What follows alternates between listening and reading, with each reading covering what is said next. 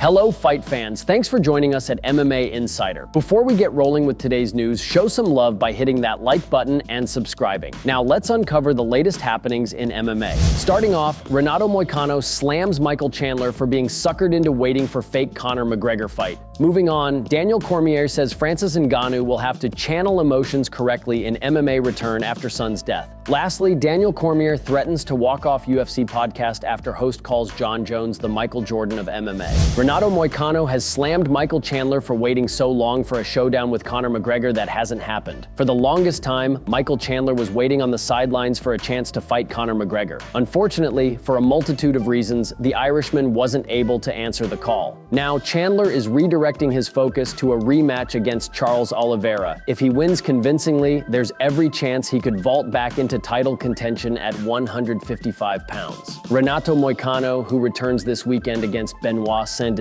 recently gave his thoughts on the American's approach. Here is what he said. "I'm surprised Chandler didn't continue waiting. This guy is too dumb, man. You're raising a bet that has everything to go wrong. McGregor is MMA's biggest troll right now. What's the incentive for Conor McGregor to fight?" I was surprised that Chandler gave up on waiting because he spent so much time. It's like what you invest money on something and doesn't know if it's worth waiting or going all in. I think he was so invested on this fight that it was hard for him to pull out, but he saw it was for the best. And he's also gotten a big fight too. Oliveira is coming off a loss, but he's a former champion, a likable guy, very popular too. I think it could have gone worse for Chandler, fighting someone tougher and not that popular.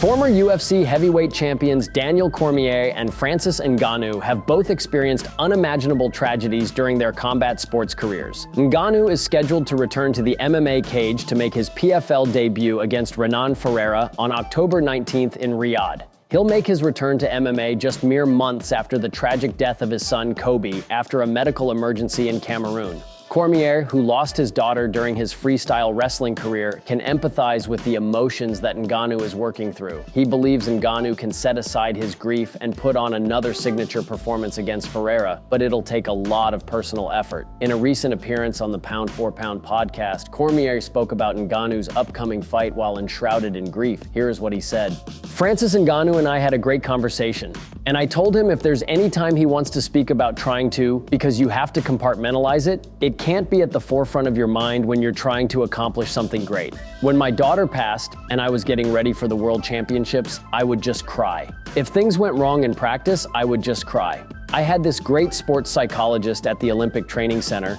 She taught me how to channel it. That's what Francis is going to have to do. He's going to have to find a way to channel all of the emotion that he feels daily and apply it to his training, his goals, and his expectation of himself." Ngannou hasn't fought in MMA since defeating Cyril Gane by unanimous decision at UFC 270. It was his lone UFC heavyweight title defense before splitting from the UFC in 2023 after a long, strenuous contract dispute. Former UFC two-division champion Daniel Cormier will never be friends with longtime rival Jon Jones. In addition, Cormier doesn't want Jon Jones to be compared to anyone other than Ted Bundy, simply because his octagon legacy doesn't stack up against all-time greats like basketball legend Michael Jordan. From his conversation with Kamaru Usman on Pound for Pound, to be honest, Jon is in a sense the Michael Jordan that we've seen in MMA. "No, he isn't. I'm about to leave. You done with the interview? Do you just want to be done?" DC, right now, really, you're gonna tell me, going through everything that he has gone through, he's not at that level? Obviously, we're not talking about the outside issues, but as far as in the sport, Jon is at that level.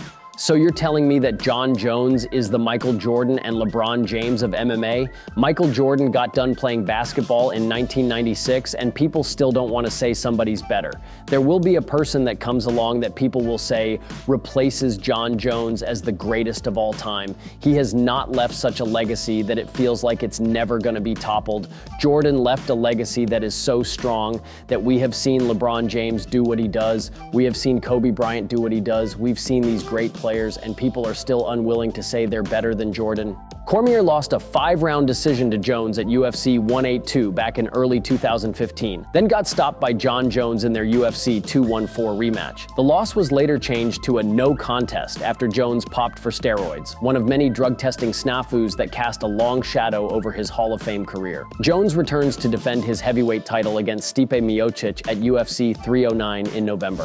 Thank you so much for tuning into today's video. Your dedication and support fuel our passion to bring you the latest and greatest in the MMA world. If you enjoyed today's news, please give us a thumbs up and share it with fellow MMA fans. Remember to subscribe to stay in the loop with daily MMA updates. We've got a lot of exciting news, interviews, and analysis coming your way every single day. Your engagement helps us grow and serve the MMA community even better. Once again, thank you for being an integral part of our daily MMA journey.